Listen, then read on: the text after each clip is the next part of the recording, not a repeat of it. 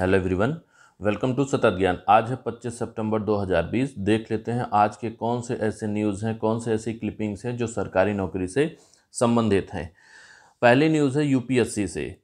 UPSC परीक्षाएं टालने की याचिका पर नोटिस। यूपीएससी के द्वारा आईएएस की जो परीक्षा कराई जाती है वो 4 अक्टूबर को होनी तय हुई है, लेकिन सुप्रीम कोर्ट ने संघ लोक सेवा आयोग की परीक्षाएं टालने की मांग वाली याचिका पर बृहस्पतिवार को केंद्र सरकार और आयोग को नोटिस जारी किया है, जिसमें कहा है कि कोरोना महामारी, बाढ़ और बारिश को देखते हुए परीक्षा टाल देनी चाहिए।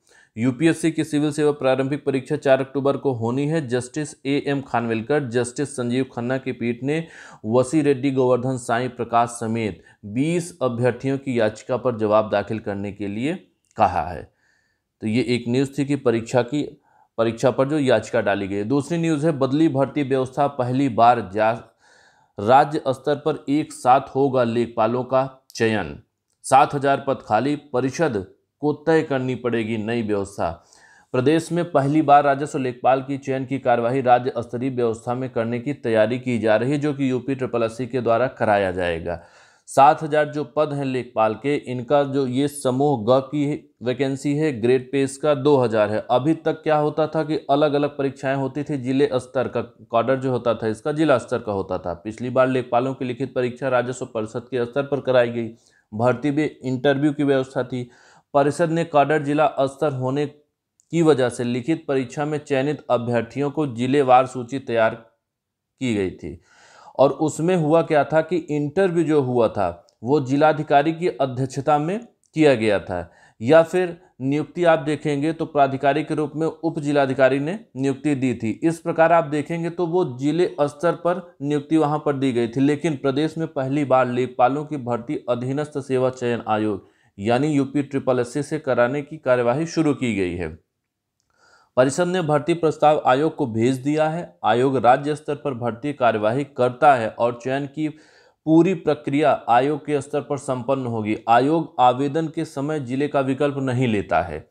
ये लिखित परीक्षा प्राप्त अंकों के मेरिट के आधार पर प्रदेश स्तर की चयन सूची तैयार करता है। बताया जा रहा है कि आयोग की नियमावली में जिले स्तर की चयन सूची तैयार करने का प्रावधान नहीं है। ऐसे में आयोग ने अपनी प्रक्रिया में फेरबदल नहीं किया तो लेखपाल का भी चयन कर प्रदेश स्तर की मेरिट तैयार कर राजस्व परिषद को भेजने की कार्यवाही करेगा। ऐसे में आगे लेखपालों की नियुक्ति जिले स्तर पर, मंडल स्तर पर या प्रदेश स्तर पर किसी तरह हो, राजस्व परिषद को तय करना होगा।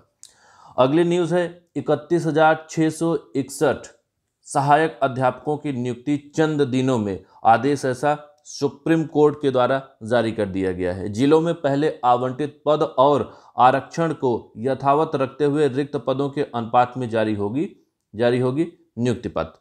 इसमें बोला यह गया है, देखिए कि बेसिक शिक्षा परिषद के विद्यालयों में 69,000 सहायक अध्यापकों की भर्ती के पहले चरण में नव चयनित 31,661 अभ्यर्थियों को चंद दिनों में नियुक्ति मिल जाएगी।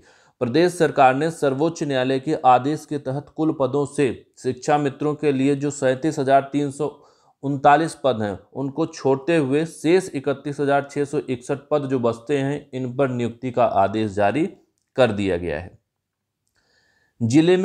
जिलों में पहले आवंटित पद और आरक्षण को यथावत रखते हुए 31,661 पदों में से जिलों में रिक्त पदों के अनुपात में शिक्षक नियुक्त किए जाएंगे। जिलों में आवंटित पदों के सापेक्ष वरीयता सूची के ऊपर से उतने ही अभ्यर्थी को नियुक्ति पत्र जारी किया जाएगा। इस भर्ती में अनुसूचित जनजाति के 1133 योग्य अभ्यर्थी नहीं मिलने के कारण 67,667 की वरीयता सूची जारी करते हुए जिला आवंटित किया जाएगा। सर्वोच्च न्यायालय के अधीन रहेगी यह भर्ती। इसमें बोला गया है कि बेसिक शिक्षा विभाग ने स्पष्ट किया है कि 31,661 सहायक अध्यापकों को दी जा रही नियुक्ति और उन्हें आवंटित जिले भी सर्वोच्च न्यायालय में राज्य सरकार बनाम अन्य की याचिकाओं के अंतिम निर्णय के अधीन रहेगा। विभाग की ओर से नियुक्ति पत्र में इन शर्तों का उल्लेख किया जाएगा। ये थी 31,661 सहायक अध्यापकों की नियुक्ति के बारे में। 560 भर्ती प्रस्तावों पर आगे बढ़ी कार्यवाही। पद भरे जाने पर 35,000 से अधिक युवाओं को मिल सकेगी सरकारी नौकरी। अभी कुछ दिन पहले योगी आदित्यनाथ जी ने ट्वीट किया था जिसमें बताया था कि 16,708 लोगों को यूपी SSSC के माध्यम से नियुक्ति मिल गई है, लेकिन 35,000 ऐसे नौकरियां हैं जो प्रक्रियाधीन है और बहुत जल्द नियुक्ति इनको दी जाएगी। यानी कि 3 महीने के अंदर परीक्षा कराई जाएगी और 6 महीने के अंदर नियुक्ति दे दी जाएगी। तो देख लेते हैं ये 35,000 जो पद हैं ये कौन कौन से विभाग के हैं। अब इसमें आप देख रहे हैं कि 100 या इससे अधिक रिक्त पदों वाली भर्ती पर प्रस्ताव दिए जाएंगे, जिसमें 100 से ज़्यादा पद हैं। वो कुछ पोस्ट यहाँ पर दी हुई हैं, कौन कौन सी हैं। महानिदेशक परिवार कल्याण 9,222 पोस्ट है। आयुक्त एवं सचिव राजस्व परिषद 6,000 से अधिक है। इसी प्रकार आप देखेंगे निदेशक बाल विकास एवं पुष्टाहार, प्रशिक्षण एवं सेवा योजन, आयुक्त ग्राम्य विकास, आंतरिक लेखा एवं लेखा परीक्षक, गन्ना एवं चीनी विभाग, शिक्षा निदेशक बेसिक, प्रमुख अभियंता सिंचाई जल संसाधन, महानिदेशक चिकित्सा एवं स्वास्थ्य सेवाएं, कार्यालय प्रमुख अभियंता लोक निर्माण, निदेशक व मुख्य अभियंता ग्रामीण अभियंत्रण विभाग, मुख्य लेखाधिकारी सरकारी समितियां व पंचायतें, निदेशक राज्य कृषि उत्पादन मंडी परिषद, आबकारी आयुक्त औद्योगिक विकास, निदेशक महिला कल्याण, प्रमुख सचिव सचिवालय प्रशासन आवास आयुक्त एवं सचिव। इस प्रकार से आप देखेंगे तो ये बहुत सारी पोस्टें इसमें दी हुई हैं, जिसमें 35,000 से अधिक युवाओं को सरकारी नौकरी मिलेगी। इसमें परीक्षा को वही पैटर्न होगा कि देखा जा रहा है कि पेट अभी कराया जाएगा।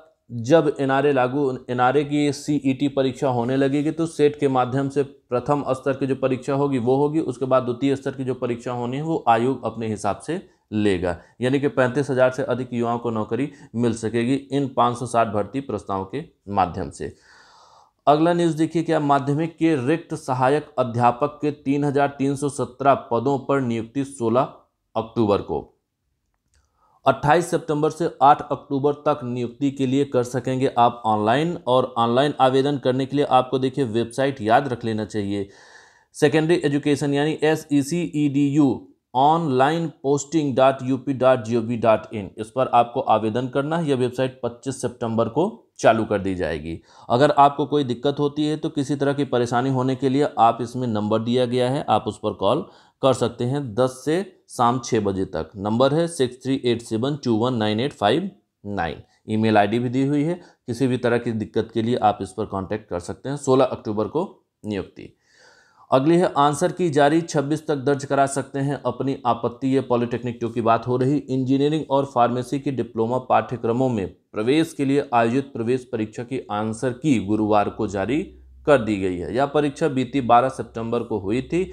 संयुक्त प्रवेश परीक्षा परिषद के सचिव SK वैश्य ने बताया कि 26 सितंबर की शाम 4 बजे तक परीक्षार्थी 100 रुपये के शुल्क के साथ आपत्ति दर्ज कर सकते हैं। 28 सितंबर की परीक्षा परिणाम घोषित किया जाएगा और ऑनलाइन काउंसलिंग 30 सितंबर से होगी। कॉन्टैक्ट नंबर दिए गए हैं कि किसी भी मदद के लिए छात्र जो है फ़ोन कर सकते हैं। पुलिस विभाग में 9,534 पदों पर भर्ती की प्रक्रिया तेज, जिसमें 9,027 पद सब इंस्पेक्टर के भरे जाएंगे। पहले पदों की संख्या 5,623 थी, अब कितनी हो गई है 9,027। 4,484 प्लाटून कमांडर के पदों पर भी भर्ती होगी और 23 पद अग्निशमन द्वितीय अधिकारी के होंगे। तो ये पुलिस विभाग की न्यूज़ थी। अगली है प्रवक्ता संस्कृत 2016 का साक्षात्कार जो है वो 16 अक्टूबर से शुरू हो जाएगा। सहायता प्राप्त माध्यमिक विद्यालयों में प्रवक्ता संस्कृत 2016 भर्ती का साक्षात्कार 16 से 22 अक्टूबर तक आयोजित किया जाएगा। अगला है LT ग्रेड भर्ती का परिणाम घोषित करने का दिया आदेश। इलाहाबाद हाईकोर्ट ने लोक सेवा आयोग को GIC में LT ग्रेड सामाजिक विज्ञान व हिंदी विषय अध्यापक भर्ती का परिणाम 4 सप्ताह में घोषित करने का आदेश दिया है।